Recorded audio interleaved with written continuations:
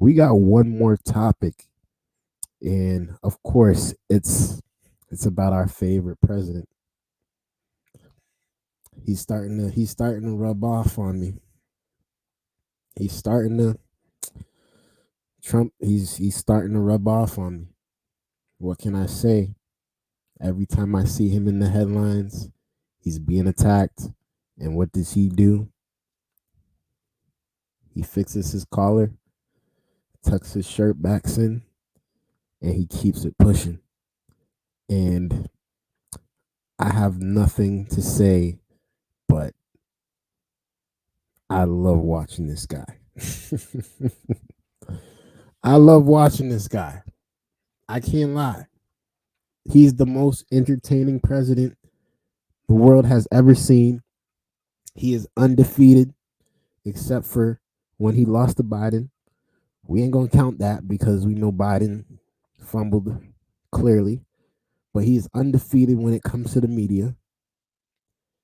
He is undefeated when it comes to this court case. And right now, he is undefeated when it comes to the polls. It is the 2024 President of the United States, Donald Trump. He's back in headlines here. He's back in the headlines. Let's get into it. Got some breaking news just into CNN. An update from the courtroom where the judge overseeing E. Jean Carroll's defamation case against Donald Trump has threatened to kick the former president out of the room based on his behavior. This is just coming from our team inside the courtroom. Judge Lewis Kaplan warned President Trump previously against disruptions in court as E. Jean Carroll was testifying about her sexual assault, about the damage that it caused her reputation. Trump was heard in the courtroom repeatedly saying things like, "It's not true," also saying this is a total con job. In response, Judge Kaplan stopped the proceedings and warned the former president he would kick him out. That's right. Her lawyer was complaining to the judge about hearing him say these things, and the judge said, quote, "Mr. Trump has the right to be present here. That right can be forfeited, and it can be forfeited if he is disruptive, which what has been reported to me consists of. And if he disregards court orders, Mr. Trump, I hope I don't have to consider excluding you from the trial." Trump. Now, let's be honest here. He's in court now. He's in trial for a sexual assault case. Probably a woman that he met years ago, that he bust down years ago, and it's now coming back because that's what women do sometimes. They wait years after to say they've been sexually assaulted, which I don't understand why. But so he's in court. He's saying this is a bunch of jibber jabber. This is a bunch of cap, and that's it. And he's defending himself, but the judge is not having it. So the judge is like, "Yo, if you don't relax, although you have the right to be here, I'm gonna kick you out." And I just need y'all to hear what Trump said to him. Then, according to our observers there, threw his hands up in response. The judge said, "I understand you're probably eager for me to do that." And it's pretty amazing. It's pretty amazing what Trump replied with. Yeah, the reply from Trump, apparently to the judge threatening him to kick him out of the room. Trump saying, quote, "I would love it." The judge in response saying, I know you would. Can we give a round of applause to Trump?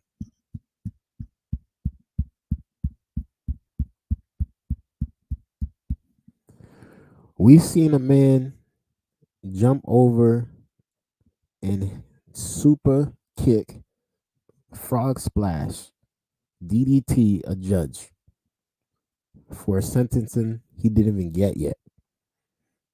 And Trump has been fighting for his life in court. And the judge said, "I'm going to kick you out." And Trump said, "I would love you to." Now, come on, bruh. Come on, man. He's undefeated. He's undefeated. He's undefeated. He don't even care. This judge has the power to send him packing. And he said, "I don't care what you got to say. Do what you got to do. We all know you want to do it anyways. And this is just pure drama and it's pure comedy. But I love it. Let's continue. But you just can't control yourself in this circumstance, apparently. The parties then left the courtroom for lunch. That's right. Let's bring back in Misty Maris to talk a little bit about this. This is drama playing out very much in the courtroom. They have taken a break for lunch. Maybe cooler heads will prevail afterward. Maybe they won't. What do you think of this pretty extraordinary moment in court?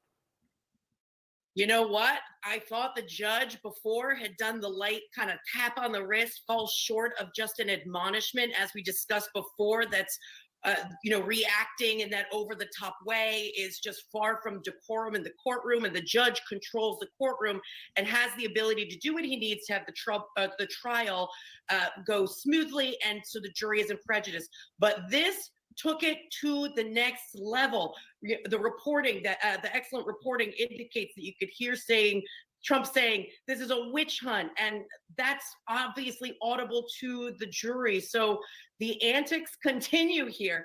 What we've seen a lot with these cases with Trump is the courthouse steps seems to be where everything explodes and where we hear a lot of this inflammatory speak. Now we're hearing it in the courtroom from the defense table. So no surprise, just full disclosure. I've been before Judge Kaplan many, many, many times. No nonsense in that courtroom. So not surprised to see, take a break, everybody go to lunch, and guess what? If this conduct continues, you're out of here. I think that will. Which the judge, obviously, it's his courtroom, it's his rules. We understand. But we gotta give it up to Trump, man. We gotta show some Trump. We gotta show Trump some love, man. I'm gonna show Trump some love, bro, because this is amazing, man. Honestly, like, I know he's into this whole case pretty deep, and if he is really raping people, then obviously he should be held accountable, for his actions. But at the same time, like every other week we're hearing somebody else. Every other day we're hearing something else, and honestly, I believe, obviously, everybody thinks he's actually being attacked. He's actually being targeted, and this happens to people all the time. And clearly, this is not something that, wasn't just random. This was all planned. This was planned because they knew he was going to be running again for presidency. Will be the next step if it continues down this path. Misty, we've seen former President Trump get hit with gag orders before. Could you see one being placed on the former president here? Could it go beyond just him getting kicked out of the courtroom if he continues these kinds of characterizations of E. Jean Carroll?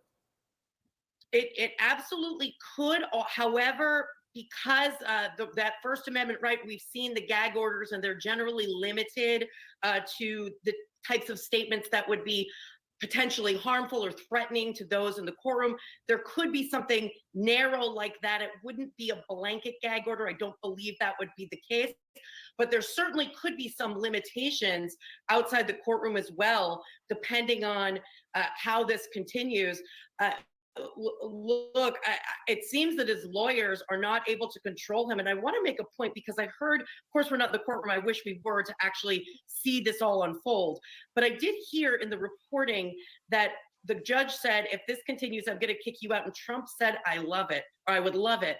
And I'm wondering, because we've seen this before with especially the civil cases, just in the civil fraud trial that we were covering a week or two ago, is this setting up some sort of a pellet type argument?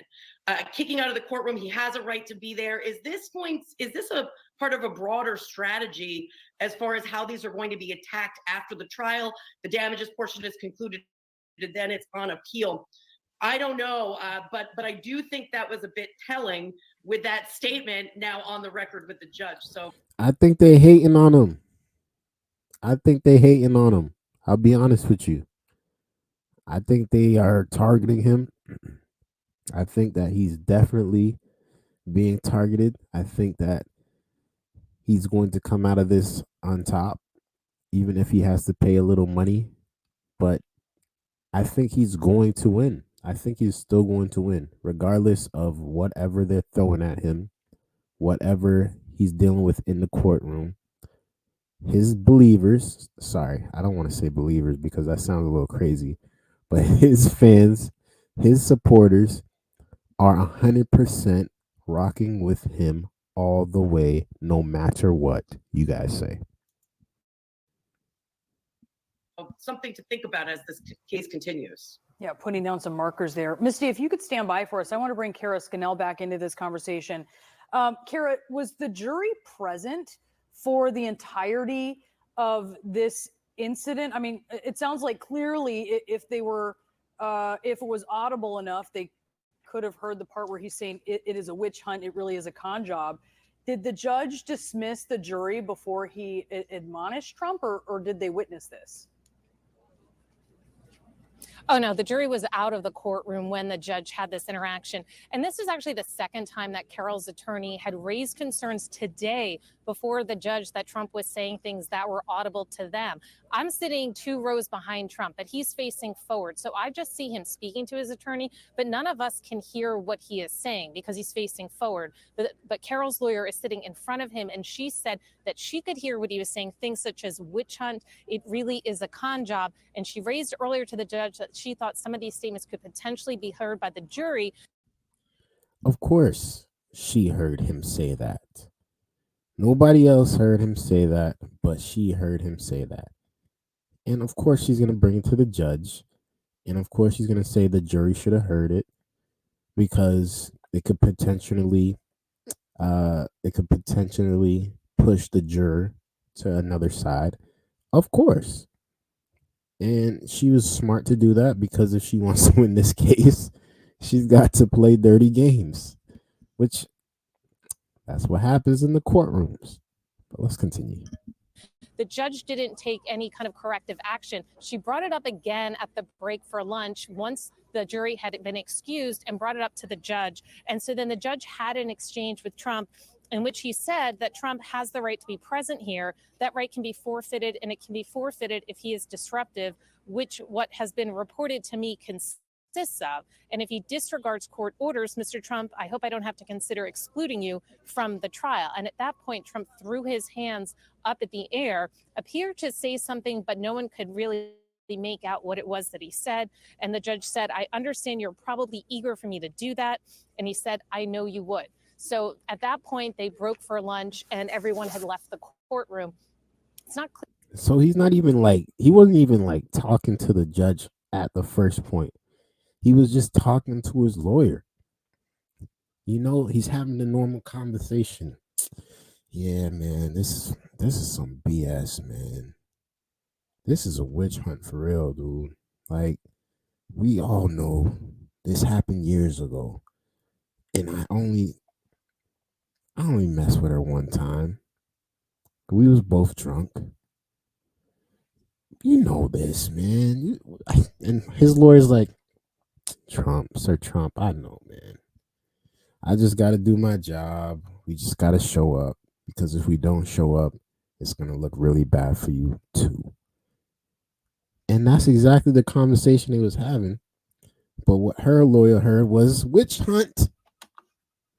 Clear if Trump is coming back after the lunch break or if he's going to proceed to his building to give public remarks. But that is where things were left today after E. Jean Carroll had been testifying on the stand for several hours, describing the statements that Trump had made that the other jury had already found to be defamatory, including threats to her life, people wishing that she would be raped, and saying how much it had scared her and threatened her physical safety.